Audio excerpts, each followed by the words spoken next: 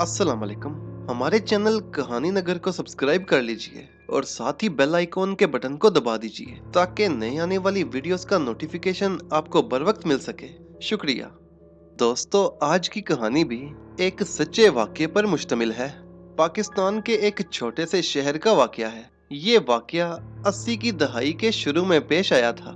एक छोटे शहर में एक बूढ़ी औरत थी जिसकी एक बेटी और एक बेटा था। बेटी एक सरकारी स्कूल में टीचर थी। बूढ़ी औरत ने अपने शौहर की जिंदगी में ही थोड़ा थोड़ा करके अपनी बेटी के लिए काफी सोना इकट्ठा कर रखा था और उसने बेटी को पढ़ाया लिखाया भी था। बेटी सरकारी मुलाजमा होने की वजह से पैसा भी कमाती थी, जबकि बूढ़ी औरत का बेटा इंतहाई लोफर और निकम्मा था। निखट्टू, घर बैठकर मुफ्त की रोटियां तोड़ता, हफ्ता हफ्ता भर घर से गायब रहता, बुरी सोबत में पड़ गया था, नशा करता, जुआ खेलता और बुरे लोगों के साथ अपना दिन गुजारता। जुआ खेलना तो उसका महबूब मशगला था, जबकि बेटी बड़ी ही समझदार और मेहनती थी। सरकारी नौकरी के दौरान ही एक बहुत बड़ी अच्छी जगह पर उसका रिश्ता तय हो गया और उसकी शादी कर दी गई। शौहर उसका बहुत अच्छा था, मगर अफसोस की बात कि उसके ससुराल वाले अच्छे नहीं थे, जिन्होंने उसका घर बसने नहीं दिया और वो बेचारी 6 महीने बाद ही तलाक जैसा दाग लेकर वापिस अपने घर आ गई। उसकी बूढ़ी माँ तो घर पर ही अकेली रहती थी, क्योंकि बेटा आवारा निकम्मा कई कई रोज तक घर से बाहर रहता। बूढ़ी बेटी की इस तलाक पर भी सब्र शुक्र करके बैठ गई और फिर लड़की ने दोबारा उसी स्कूल में मुलाजमत शुरू कर दी और अपना सोना, जेवर सब कुछ लेकर घर वापस आ गई।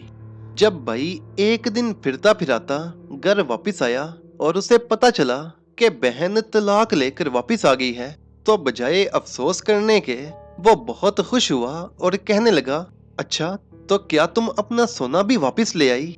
वो बड़ी हैरान होकर अपने भाई को देखने लगी, जो बजाय उसकी तलाक पर अफसोस करने के कि उसकी बहन उजड़ कर आ गई है, उल्टा उससे सोने के बारे में पूछ रहा था। उसने भाई को बुरा भला कहा और कहने लगी, मेरा घर उजड़ गया, मेरे शौहर ने मुझे तलाक दे दी और बजाय कि तुम इस पर मुझसे अफसोस करो, तुम मुझसे सोने के बारे में पूछ रहे हो। भाग जाओ नशेई कहीं का। वो बड़ा नाराज हुआ, माँ और बहन से लड़ झगड़ कर फिर घर से बाहर निकल गया। माँ आखिर माँ होती है। वो अपनी बेटी से कहने लगी, वो कितने रोज के बाद वापस घर आया था और तुमने लड़ झगड़ कर वापस उसे घर से बाहर निकाल दिया। वो कहने लगी, माँ देखो, मेरी जिंदगी खराब हो गई। और वो बजाय इस बात पर बुरा मनाने या अफसोस करने के मुझसे सोना मांग रहा है। वो इंतहाई लालची है, उसे सिर्फ पैसे और सोने से लगाव है। ना वो मुझे कुछ समझता है और ना ही तुम्हें। माँ बेचारी खामोश हो गई। उधर उसके लालची भाई को बस एक ही फिक्र थी कि किसी तरह अपनी बहन से सोना जेवर हथिया ले और जो उसने रुपया जमा कर रखा है वो भी ले उड़े। वो जानता था कि वो एक सरकारी स्कूल में मुलाजमत करती है और उसके पास बहुत से पैसे बच जाते हैं, जिन्हें वो अपने पास घर में संभाल कर रखती है। अब उसकी नजर बहन के जेवर और रुपए पैसे पर थी। एक रात वो फिर फिरता फिराता घर वापस आ गया और बहन से फिर लड़ाई झगड़ा करने लगा। माँ तो पहले बहुत खुश हुई कि बेटा इतने दिनों की आवारगी के बाद फिर वापस घर आ ही गया है, मगर अब की बार बेटे को फिर बहन से लड़ते देखा तो कहने लगी, बेटा, वो पहले ही अपना घर उजाड़ कर वापस घर आ गई है। फिर वो बहन से कहने लगी, ये तेरा भाई है, इतने रोज के बाद आया है, तेरा काम है कि तू इससे मोहब्बत से बात करे। बेटी अपनी माँ से कहने लगी, माँ, ये आवारा है, जुआ खेलता है, बुरे लोगों की सोबत में बैठता है, तुम बजाय इसे बाज पुरस करने के उल्टा इसकी हिमायत कर रही हो। माँ उसे समझाने लगी तो वो उल्टा गुस्से में आ गया और फिर दोनों से लड़ झगड़ कर उसी रात घर से वापस चला गया। मगर इस बार उसका मंसूबा बहुत खतरनाक था। माँ और बेटी जानती नहीं थी कि अब उसने अपने दिल में क्या ठान लिया है। 2 हफ्ते गुजर गए मगर वो वापस ना आया। उधर माँ भी दिल ही दिल में परेशान थी और बहन भी सोच रही थी कि आखिर मेरा भाई है, इतने रोज गुजर गए, आया क्यों नहीं। एक रात बहुत सर्द और तूफानी थी। दरवाजे पर दस्तक हुई। उस लड़की ने दरवाजा खोला तो सामने अपने भाई को देखकर बड़ी हैरान हुई और खुश भी। भाई को आगे बढ़कर गले से लगाया और साथ अंदर ले आई। माँ ने अपने बेटे को देखा तो वो भी उसे गले लगाकर चूमने लगी। भाई इस मर्तबा बड़ी लगावट से अपनी बहन से बातें करने लगा और कहने लगा, प्यारी बहन, मैंने बुरे कामों से तौबा कर ली है, जुआ छोड़ दिया है खेलना, मैं नशा नहीं करता और मैंने बुरे लोगों की सोबत भी छोड़ दी है। ये सुनकर बहन बहुत खुश हुई और कहने लगी, बहुत अच्छा किया तुमने। वो कहने लगा, बहन मेरी एक ही ख्वाहिश है, अगर तुम पूरी कर दो। बहन कहने लगी, हाँ हाँ बोलो। वो कहने लगा, मेरी शादी करवा दो। बहन उसकी बात सुनकर बड़ी हैरान हुई और कहने लगी, ना तुम्हारे पास कोई काम है, ना कोई धंधा, ना तुम्हारे पास कुछ रुपया पैसा है, फिर शादी कैसे करवा दूं? कौन ऐसा बेवकूफ होगा जो तुम्हें अपनी बेटी देगा? भाई कहने लगा, बहन मेरे पास कुछ नहीं, मगर तेरे पास तो है ना। वो बहुत देर उसकी मिन्नतें करता रहा, मगर बहन कैसे उसकी बात पर यकीन कर लेती। फिर वो माँ की मिन्नतें करने लगा, अम्मा मेरी शादी करवा दे। माँ ने भी यही कहा, बेटा जब तक तू कोई काम धंधा नहीं करेगा तुझे अपनी बेटी कौन देगा? वो कहने लगा, मेरी बहन के पास इतना सोना है, इतना रुपया पैसा है, वो आखिर किस काम आएगा, और ये मुलाजमत भी तो करती है। बहन इसी बात पर सीख पा हो गई, गुस्से में आ गई और उससे झगड़ा करने लगी। तेरी नजर मेरे सोने और रुपए पैसे पर है ना, मैं जानती हूँ तू इसीलिए आज मुझसे मीठी मीठी बातें कर रहा है। तू खुद सोच, मैं तलाक लेकर वापस आ गई हूँ, मेरे साथ मेरी बूढ़ी माँ है, हम दोनों को पालने वाला कौन है? क्या तुझे कोई एहसास नहीं? तू हम दोनों माँ बेटी का सहारा बनने की बजाय उल्टा हमसे छीनना चाहता है, हमसे मुतालबा करता है। भाई हिलो बहानों से माँ और बहन की मिन्नतें करता रहा कि किसी तरह उसकी बहन उस लड़की के घर रिश्ता लेकर चली जाए, मगर बहन न मानी और माँ ने भी बेटी का साथ दिया कि मैं किसी की बेटी की जिंदगी खराब नहीं कर सकती। वो बहुत नाराज हुआ और दोनों माँ बेटी से नाराज होकर अपने कमरे में जाकर चारपाई पर पड़कर सो गया। माँ बेटी दोनों उसको कोसती रहीं और अपने कमरे में जाकर सो गईं। वो समझ रही थी कि आवारा है, सो जाएगा और सुबह उठते ही सब कुछ भूल भाल जाएगा, मगर वो जब बज़ाहिर सो रहा था दरअसल जाग रहा था और अपने दिल ही दिल में कुछ सोच रहा था। वो नहीं जानती थी कि वो कितना खतरनाक मंसूबा अपने दिल में बना चुका है। वो सर्द रात थी, अंधेरी रात थी और बहुत तेज हवाएं चल रही थीं और उसके जहन में एक ऐसा मंसूबा पक रहा था जिसे जानकर ही शायद माँ बेटी का दिल दहल जाता। उन माँ बेटी के वहमो गुमान में भी ना था कि वो इतना लालची और संग दिल निकलेगा और ऐसा काम कर गुजरेगा जिसका उन्होंने कभी ख्वाब में भी सोचा ना होगा। वो रात 1:30 बजे का वक्त होगा। वो चुपके से अपनी चारपाई से उठा और बावर्ची खाने की तरफ बढ़ा। बावर्ची खाने से उसने छुरी उठाई और माँ और बहन के कमरे की तरफ बढ़ने लगा। दरवाजा खोलकर देखा, दोनों माँ बेटी बेखबर सो रही थीं। रुपया पैसा और सोना वो चुपके से लूट कर ले जा सकता था, मगर उसे होने वाली बेइज्जती की वजह से सख्त गुस्सा था और वो दोनों माँ और बेटी को कहर बड़ी नजरों से देख रहा था। वो उन्हें अपने रास्ते की रुकावट समझता था और वो आज उस रुकावट को हमेशा के लिए गिरा देना चाहता था। वो धीरे धीरे चलता हुआ बहन की चारपाई की तरफ चला गया। उसने फौरन आगे बढ़कर बहन के मुंह पर हाथ रखा और छुरी के पै दर पे वार करके उसे कत्ल कर डाला।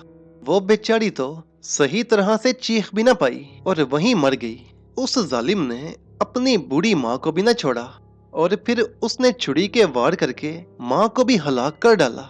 उसके जुनून और पागलपन ने दोनों माँ बेटी की जान ले ली। दोनों की लाशें खून में लथपथ पड़ी हुई थीं। बेरहम और संगदिल इंसान ने अपनी बहन और माँ को कत्ल कर डाला था।